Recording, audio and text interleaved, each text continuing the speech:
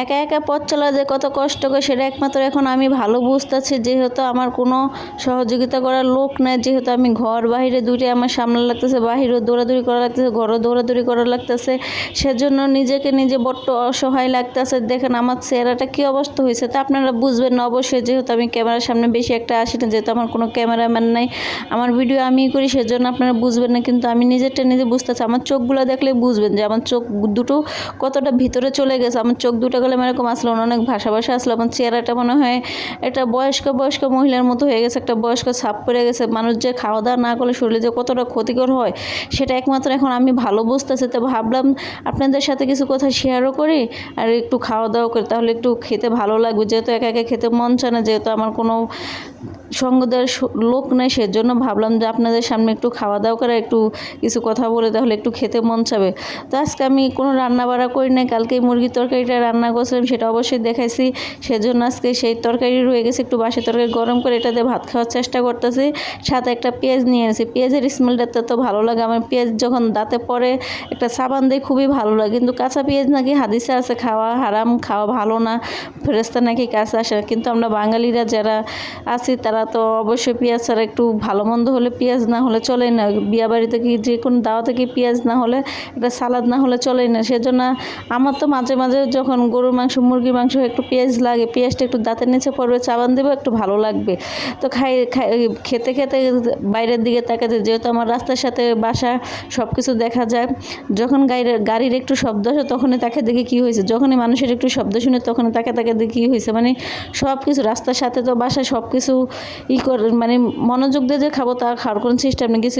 কিছুক্ষণ পর পরে বাইরের একটা শব্দ আসে, বাইরের একটা আসে, তখনই বাইরের দিকে তাকিয়ে দেখি কী হয়েছে না হয়েছে।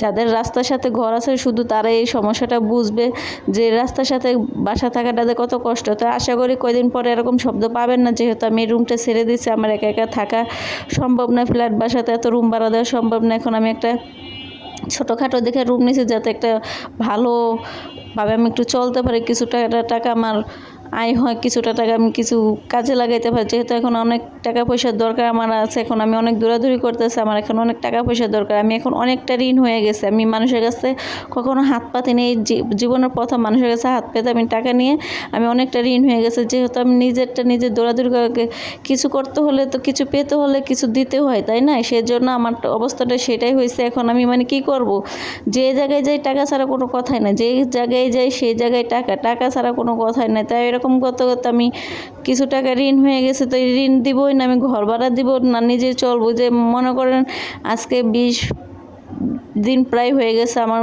কাছের লোকটা চলে গেছে, আমি এখন পর্যন্ত, বিশ্বাস যাবেন না কি না জানি না, আমি এখন পর্যন্ত একটা বাজারও করি না, ঘরে যেগুলো আসলো সেগুলাই দিয়ে আমি রান্না করি, সেগুলাই খাই, আর ঠিক মতো তো রান্না বাড়া হয়ও না, খাওয়া দাওয়া নেই। যে কালকে রান্না করছি তরকারিটা, আজকে সেই তরকারি এখনও চলতেই আছে।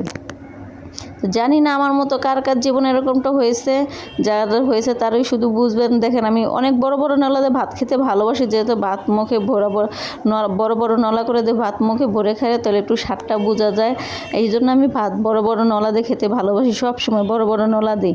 তা জানি না কবে দুঃসময় আমার কাটবে, কবে দুঃসময় আমার চলে যাবে, কবে সুখের সময় আসবে। যদি আপনাদের ভালোবাসা থাকে, আপনারা একটু সহযোগিতা করেন, তাহলে অবশ্যই আমি একটু সামনের দিকে চলতে পারবো, আমার সামনের দিকে দিনটা ভালো যাবে। যে কিছু ক্ষেত্রে কথা আছে না, দুষ্ট করেছে শূন্যগল ভালো, তো আমার অবস্থাটা হলো সেটা। আমি কিছু দুষ্ট লোকের সাথে সংসার করেছিলাম, বুঝতেই পারি না তার ভিতরে কী আসলো, সে আমার সাথে এরকম ভালোভাবে দেখাইছে, আমি বুঝতেই পারি না যে তার ভিতরে এগুলো চলতেছে।